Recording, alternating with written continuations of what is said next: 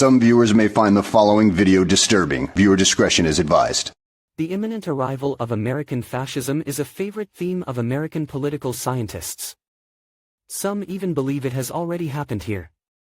For instance, this year's American Political Science Association convention featured a panel discussion on the topic, "Is it time to call it fascism?"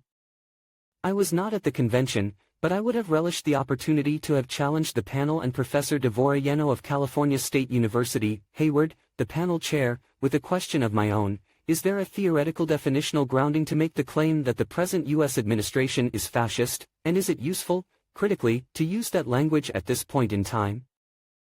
First, fascism had its academic theoreticians, but in fact fascism, as a concept, has no intellectual basis. Its founders did not even pretend to have any.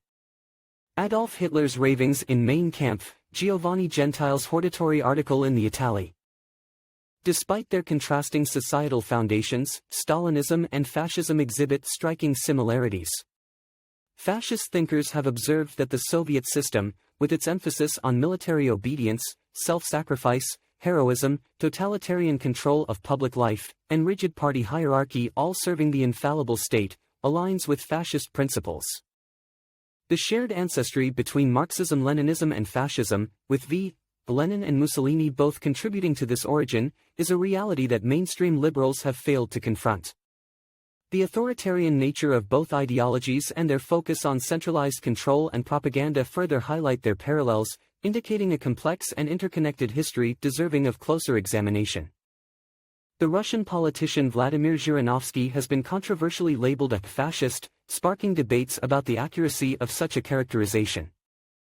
In democratic societies, the term fascism still holds significant weight, as seen in the uproar surrounding Austria's Jörg Haidar's politics.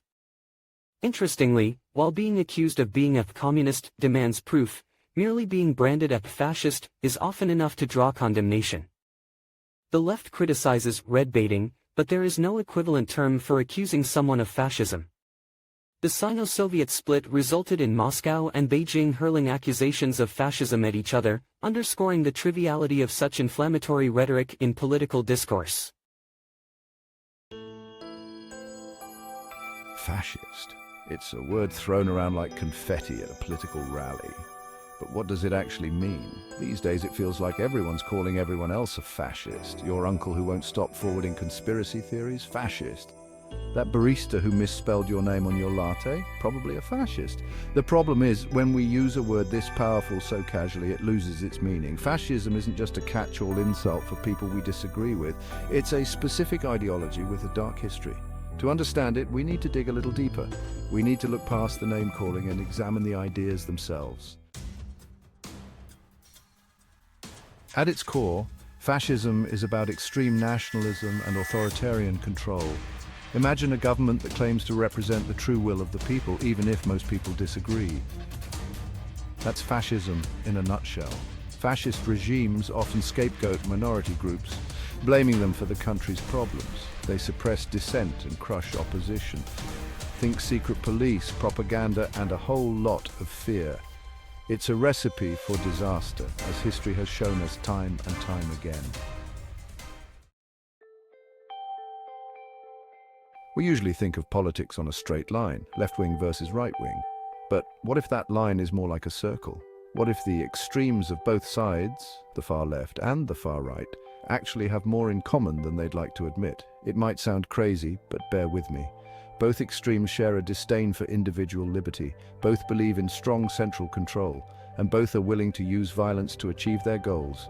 It's not about left versus right. It's about authoritarianism versus freedom.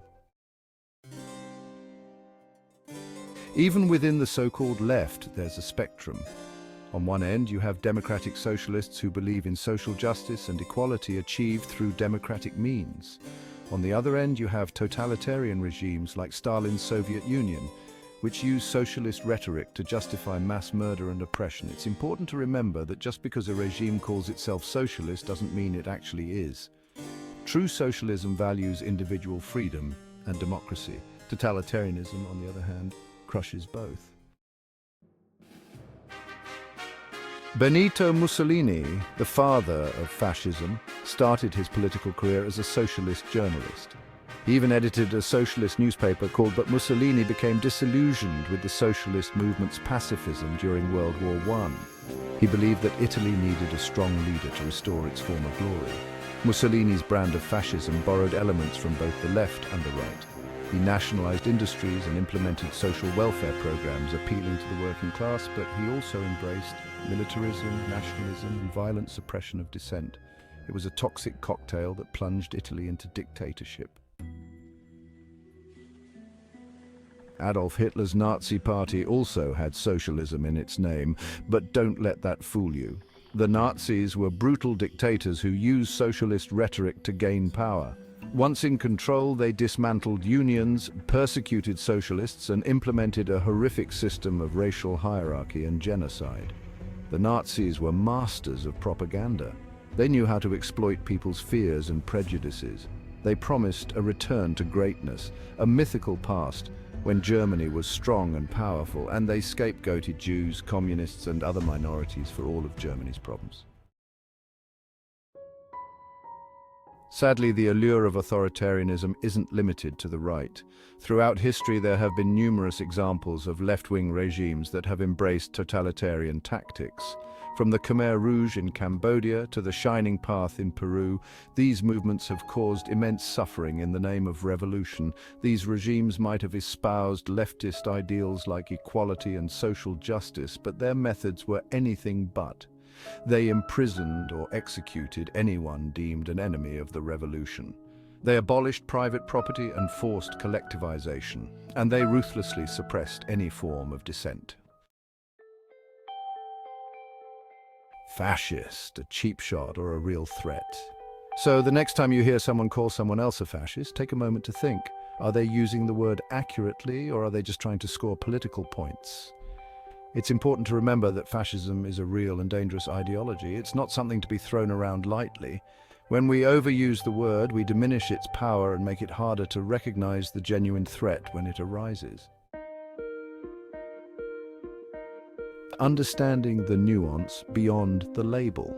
The world is a complicated place, and political ideologies are rarely black and white. It's easy to slap labels on people and movements we disagree with. But if we want to have meaningful conversations about the challenges facing our world, we need to move beyond simplistic labels. Instead of just shouting fascist, at every turn, let's take the time to understand the nuances of different ideologies. Let's ask questions, listen to different perspectives, and engage in respectful debate. Only then can we hope to find common ground and build a better future. The danger of oversimplification, losing the plot. When we reduce complex issues like fascism to simplistic slogans, we do everyone a disservice. We lose sight of the historical context, the underlying causes, and the potential solutions. We become so fixated on labeling the other that we forget to address the real problems facing our societies. Oversimplification leads to polarization and division. It prevents us from having meaningful conversations about the challenges we face. And it makes it easier for demagogues to exploit our fears and prejudices. Fighting fascism. Lessons from history. The fight against fascism is not a spectator sport.